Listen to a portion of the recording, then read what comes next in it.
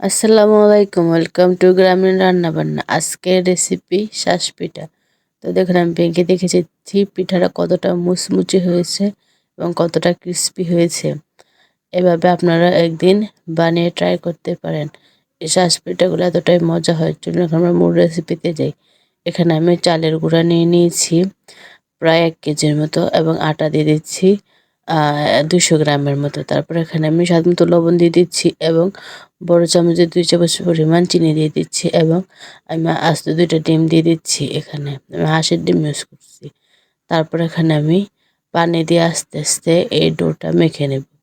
অবশ্যই পানিটা আস্তে আস্তে দিতে হবে, যাতে বেশি বেশি আঠালো ভাব না হয় এবং বেশি পানি পানি ভাবও না থাকে। দেখুন, আমি আস্তে আস্তে পানি দিয়ে এই ডোটা মেখে নিচ্ছি একটা চামচের মাধ্যমে। তারপর দেখে আমি লাস্টে যে এখানে দানা দানা থাকবে, তার জন্য এখানে আমি আবার হাত দিয়ে কচলে কচলে মেখে নিচ্ছি। মেখে আমি এই ডোটা বানিয়ে নেব। আমি এখানে এই যে হাত দিয়ে ভালো করে এই ডোটা মেখে নেব। এই ডোটা আপনারা যত সুন্দর করে এই ব্যাটারটাকে গুলবেন, পিঠাগুলো ততটাই ক্রিস্পি হবে এবং ততটাই মজা হবে। এই ডোটা যদি আপনারা বেশি ঘন করে ফেলেন তাহলে কিন্তু অতটা ক্রিস্পি হবে না, এবং যদি বেশি পাতলা করে ফেলেন তাহলে কিন্তু এই পিঠাগুলো হবে না।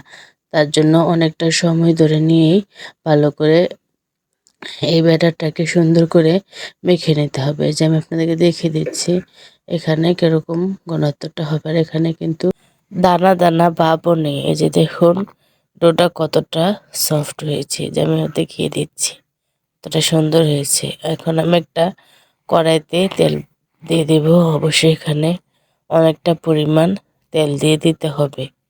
এখানে আমি একটা শাঁস দেব, যাতে শাঁসটা তেলটার ভিতরে ডুবে যায়। এই যে আমি এখানে তেলটার ভিতরে শাঁসটা দিয়ে দিচ্ছি। আর কিন্তু শাঁসটাকে অনেক পরিমাণে গরম করে নিতে হবে, না হলে কিন্তু পিঠাটা হবে না এবং শাঁসের মধ্যে আটাটা দিয়ে যে দলা ভাবটা লেগে যাবে। এই যে দেখুন, আমি কয়েক মিনিট রেস্টে রেখে তারপরে যে ডোটা ঠিক এরকম হয়েছে। প্রথমে গুঁড়োর সময় কিন্তু হালকা একটু ঘন রাখবেন, কারণ চিনিটা গলে গেলে ডোটা একটু পাতলা হয়ে যায়।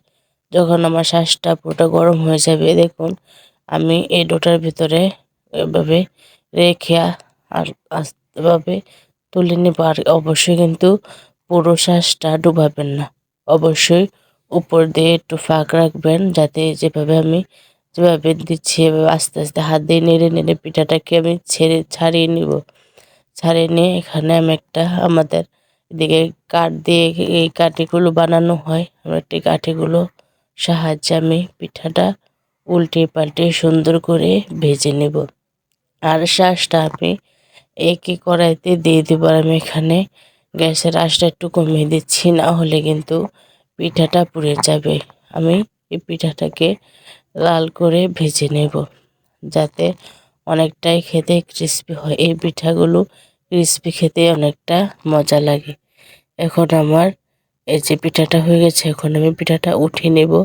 আমি দেখুন এ কড়াইতে একই সাথে 2টা পিঠা একসাথে বেজেছি, তার জন্য আবার দেখিয়ে দিচ্ছি আপনাকে। দেখুন শাঁসটা কতটুকু ডুবাতে হবে আমি আপনাদেরকে দেখিয়ে দিচ্ছি। এতটুকুই ডুবাবেন, পুরোটা কিন্তু ডুবাবেন না। তারপর এখানে আমি এই যে দেখুন আস্তে আস্তে আমি এই শাঁসটাকে জাগিয়ে নিচ্ছি, আর পিঠাটা এভাবে নিজে নিজে ছেড়ে দিচ্ছে। তারপরে এই যে দেখুন আমি এই পিঠাটাকে উল্টিয়ে পাল্টে সুন্দর করে ভেজে নেব। আর শাঁসটাকে কিন্তু 1 মিনিটের জন্য উপরে উঠানো যাবে না, এখানে তেলটার মধ্যে রেখে গরম করতে হবে। শাঁসটা কিন্তু একদম গরম থাকতে হবে, না হলে কিন্তু ডোটা লাগবে না শাঁসের উপরে। এভাবে আমি সবগুলো পিঠা সুন্দর করে ভেজে নেব। এই যে দেখুন আমার পিঠাগুলো সবগুলো ভাজা হয়ে গেছে, আর কতটা সুন্দর হয়েছে। তো আমার ভিডিওগুলো ভালো লেগে থাকলে সাবস্ক্রাইব করে পাশেই থাকবেন। আল্লাহ হাফেজ।